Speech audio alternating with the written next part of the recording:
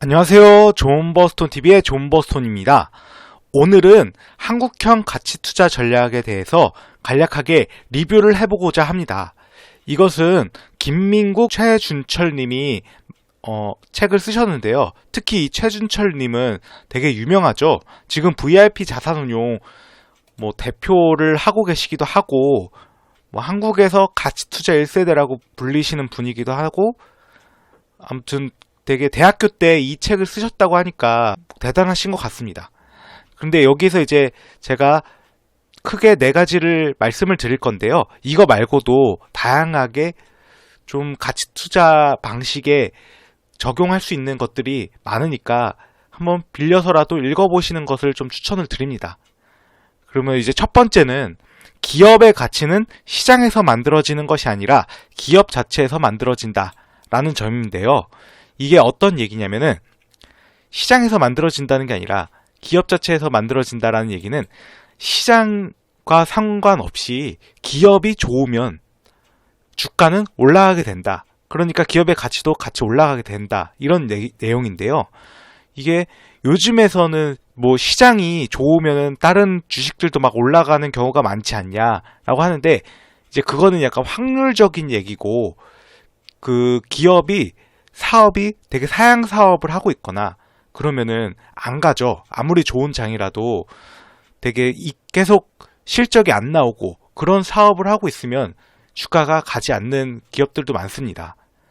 그래서 기업 자체에서 만들어진다라는 거는 이제 기업이 예를 들어 반도체 회사고 아니면 신사업인 2차전지 그리고 바이오인데 되게 임상 3상을 성공해서 이제 기술 수출을 했어요. 그러면 이제 그게 기업 자체가 되게 앞으로 실적이 잘 나올 것이 확 명백하기 때문에 기업의 주가도 당연히 올라가는 것이고 그만큼 기업의 가치도 올라간다. 이렇게 생각하시면 되겠습니다.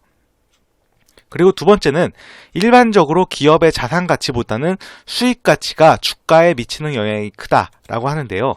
이건 어떤 내용이냐 하면은 단순히 자산이 많다라고 해서 시가총액이 혹은 주가가 더 올라간다 이런 내용이 아니고요.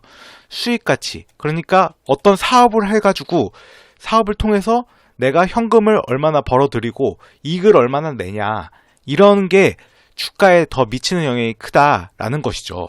예를 들어서 아무것도 별로 진짜 컴퓨터밖에 없는 그런 회사고 자산 같은 것도 실제로 막 토지나 부동산 이런 게 많은 회사가 아니라 플랫폼 기업을 생각을 해보시면 카카오 같은 건 사실 시총이 엄청 크기 때문에 이게 적당한지는 모르겠는데, 카카오는 상대적으로 그 시가총액에 비해서 토지, 부동산 이런 것들이 별로 없거든요. 왜냐면 애초에 큰 게 카카오톡이라는 프로그램, 소프트웨어 이런 걸로 큰 회사이기 때문에 그런 걸 통해서 여러 가지 이제 수익화 하려는 그런 사업화 모델이 성공적으로 이루어져서 굉장히 그렇게 시가총액이 높아진 기업이기 때문에 이게 수익 가치가 주가에 미치는 영향이 크다라는 거에 일치한다고 볼 수가 있습니다. 그리고 내용을 또 보시면 비슷한 내용으로 기업을 둘러싼 모든 사건들은 주가를 결정하는 주된 요소인 기업의 수익성과 결부하여 해석해보자 라고 나와 있는데요. 이게 제가 보통 기업 분석 그 블로그에 글을 쓰거나 아니면 좋은 기업 분석이라고 소개를 드릴 때 어떤 사건이라도 대부분 그 실적, 예를 들어서 코로나로 인해서 손소독제의 매출이 늘어날 것이라고 예상이 되면은 이게 테마성일 수도 있지만 실적도 결부되니까, 또 혹은 마스크나 진단키트 이런 걸 하면은 아무래도 코로나로 인해서 그 관련 제품의 수요가 늘어날 것이니까 실적이 결국 증가를 하면 이제 그거에 따라서 주가도 올라갈 수 있다. 이렇게 생각을 하는 게 더 좋다 이거죠. 결국에는 실적이 뒷받침되지 않는 기대감으로만 오른 주가는 실제로 수익성이 악화되는 경우, 기대치에 못 미치는 경우 주가가 많이 떨어지기도 합니다. 그리고 그런 거에 예시로 들고 있는 게 기업 전체의 매출과 히트 상품을 연관시켜 히트 상품이 얼마만큼의 비중을 차지하는지 보라라고 하는데, 이게 뭐 예를 들어 하이트진로 이런 거 같은 경우에 히트 상품이 테라잖아요. 테라. 그리고 뭐 진로이즈백, 최근에 거 진로이즈백 이런 게 이제 얼마나 실제 기업의 매출에, 하이트진로의 총 매출에 그 해당 상품이 비중을 얼마나 차지하고 있는지 보면은 이게 앞으로 좀 더 잘 되겠구나, 아니겠구나 라는 게 이제 가늠이 될 수 있겠죠. 그리고 세 번째로는 자회사 지분이 숨겨진 자산의 핵심이 되는 경우가 많다라고 하는데요.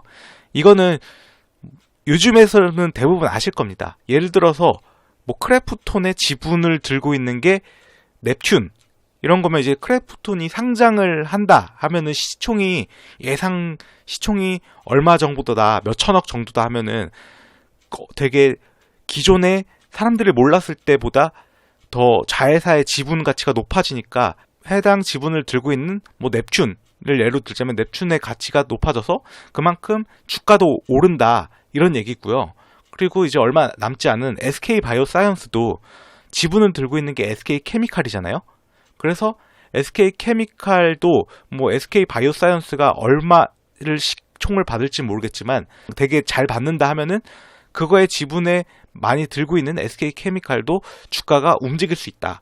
이런 식의 이제 투자의 사고 방식을 가지고 계시면 나중에 다른 기업이 IPO를 하거나 아니면 혹은 자회사가 되게 알짜 자회사인데 비상장이거나 그런 경우에 그 지분을 들고 있는 상장 회사가 주가가 올라갈 수 있는 여지가 많다라고 생각하시면 되겠습니다. 그리고 이거 네 번째는 이게 실제로 제일 중요한 것 같습니다. 제 생각에는. 주식 투자 시 마음에 드는 기업을 고르고 일정한 현금을 준비하여 계속 지켜보아야 한다. 여기의 핵심은 일정한 현금을 준비랑 계속 지켜보아야 한다라는 점입니다. 왜냐면 일단 주식 투자할 때 마음에 드는 기업 고르는 거는 쉽잖아요. 어느 사람이 이게 좋다더라 해가지고 그래 사볼까 라고 할 수도 있는 거고 아니면은 경제 방송이나 유튜브나 뭐 다른 채널을 통해서 추천 같은 거는 많이 들어온단 말이죠. 그래서 그런 기업들을 고르는 것 자체는 그렇게 어려운 게 아닌데 이제 사람이 좋은 기업을 막 알게 됐으면 이게 빨리 당장 내가 안 사면 오를 것 같아가지고 성급하게 사려고 하는 경우가 많은데 보통 이제 그렇게 성급하게 사게 되는 경우에는 올라가는 경우도 물론 있지만 내가 이렇게 알게 되는 경우, 주위에서 추천을 받아서 이렇게 사는 경우는 보통 고점인 경우가 많기 때문에 계속 지켜보아야 한다. 이게 제일 중요한 겁니다. 왜냐면 아무리 좋은 기업도 조정을 받게 되어 있어요. 이렇게 계속 진짜 무한정으로 이렇게 올라가는 주식은 없단 말이죠. 가다가 조정을 이렇게 받을 때 그 조정을 기다리고 좀 내려갔을 때 사야 그만큼 안전 마진을 확보를 할 수가 있고 이렇게 올라갈 때 더 마음 편하게 기다릴 수가 있다. 이런 측면에서 주식 투자 시 이제 일정한 현금을 준비하여 계속 지켜봐야 한다. 이게 실제로는 가장 중요한 것 같습니다. 실제 내가 투자를 하게 된다면 말이죠. 이상으로 한국형 가치 투자 전략에 대해서 저의 생각들을 간략하게 말씀을 드렸습니다. 시청해주셔서 감사합니다. 여러분의 구독과 좋아요는 영상 제작에 큰 힘이 됩니다.